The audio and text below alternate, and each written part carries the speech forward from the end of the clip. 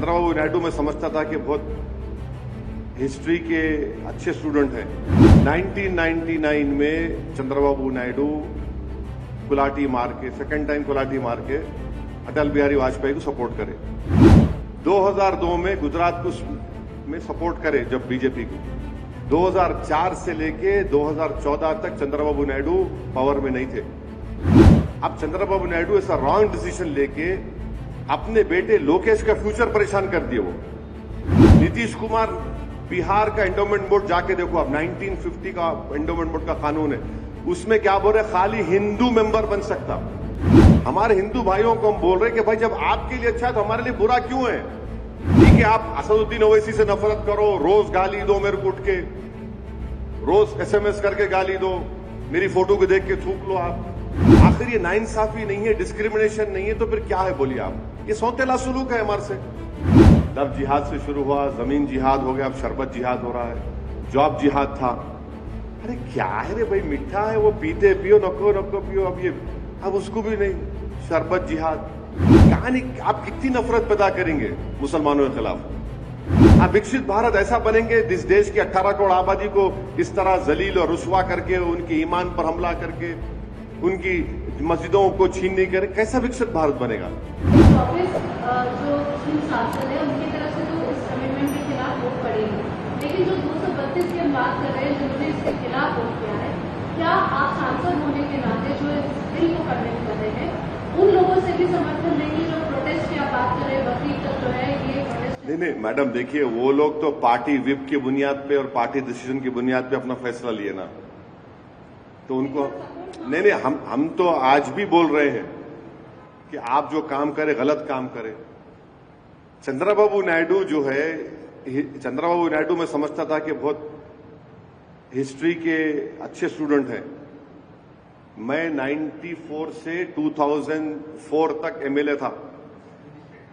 ईश्वर रेड्डी साहब के बाल काले थे, शौकत साहब के बाल काले थे, मेरे भी बाल काले थे। जब 1999 में चंद्रबाबू नायडू कुलाटी मार के सेकंड टाइम कुलाटी मार के अटल बिहारी वाजपेयी को सपोर्ट करे। 2002 गुजरात हुआ।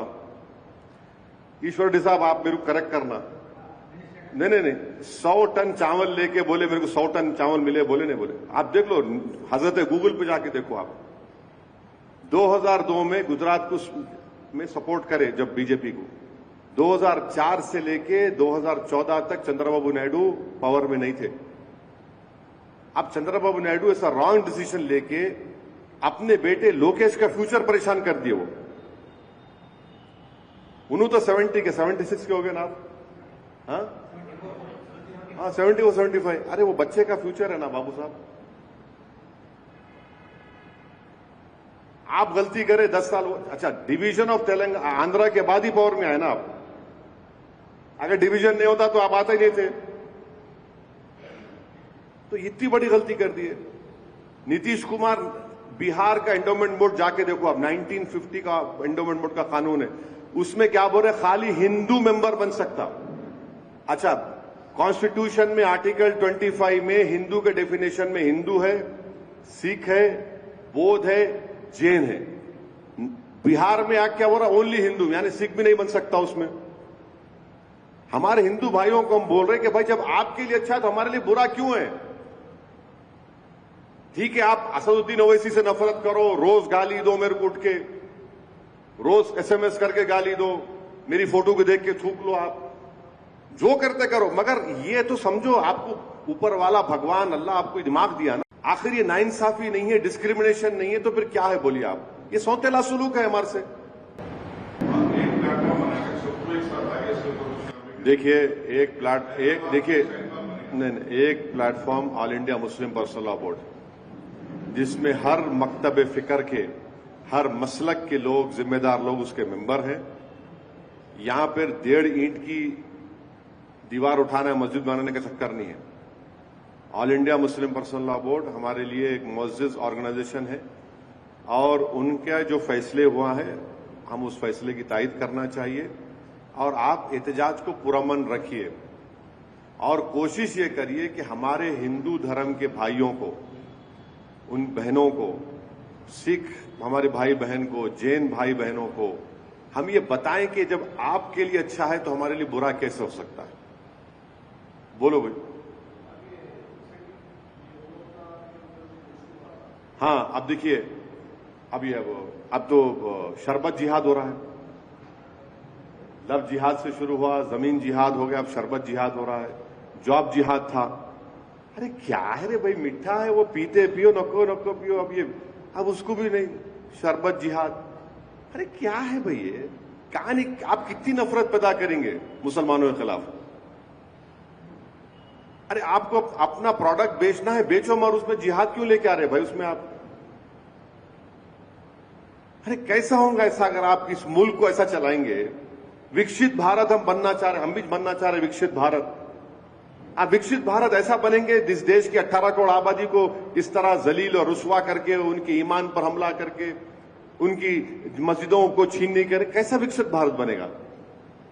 हम कैसा चीन से मुकाबला करेंगे? और टैरिफ का तो देखो, अब मैं टैरिफ का सबसे पहले आदमी था और टैरिफ के बारे में बोला था। अब ये टैरिफ का देखो तमाशे होने वाले हैं, कितना परेशानी होने वाली है डेयरी इंडस्ट्री को। देखो आप, अब वो बायलैटरल एग्रीमेंट होगा, सितंबर तक पहला उसका होगा, अल्लाह को मालूम क्या क्या होने वाला है। अच्छा जी, एनडीए की सरकार जो है अब वक्त का जो बिल आया है उसको लेकर लोगों तक असल क्या है ये कुछ बताने की। अरे असल क्या, ये बोल दिए ना इतने पूरा, इसीलिए हम लोग उर्दू में बोलते अलीफ से लेके वस्सलाम तक पूरा खोल दिए, खोल खोल के बोल रहे, पूरा एक्सपोज कर दिए। अरे देखिए मैडम, पहले क्या बोलते थे, इस्लाम में वक्फ नहीं है। अरे कुरान में इन्फाक के ऊपर मेरे ख्याल से 70 ज्यादा आयतें हैं। प्रॉफेट मोहम्मद सल्लल्लाहु अलैहि वसल्लम की हदीस है। अरे को पार्लियामेंट में बीजेपी के मेंबर खड़े को बोले ये मुस्लिम कंट्री में वक्फ नहीं है, ये मुस्लिम कंट्री में वक्फ नहीं है, उसमें नहीं है। सबसे पहली बात तो ये है कि भारत की तुलना आप उनसे क्यों कर रहे हैं? आपको उनसे उतनी मोहब्बत क्यों हो गई?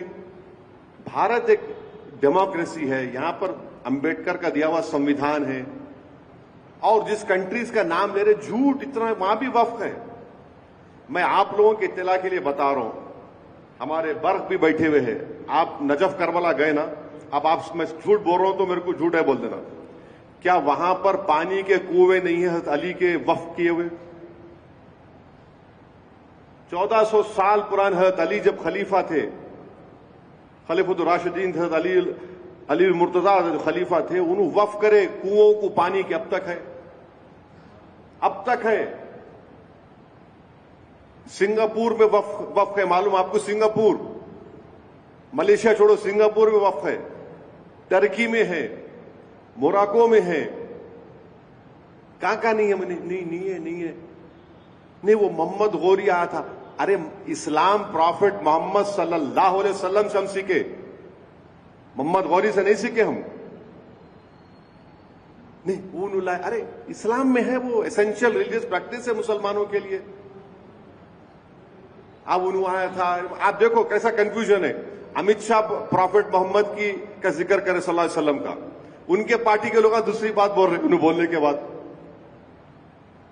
एक उनका टॉप मोस्ट लीडर कोई बात बोला तो कम से कम उस पर तो कायम रहना ना, उस पर भी कायम नहीं है। उनकी स्पीच के बाद उनके कई लोग सुन रहा था एमपीएस को, उनके खिलाफ ही बोल रहे, यानी अमित शाह को वो लोग कॉन्ट्रडिक्ट कर दिए। आप स्पीचेस पढ़ो उन लोगों के।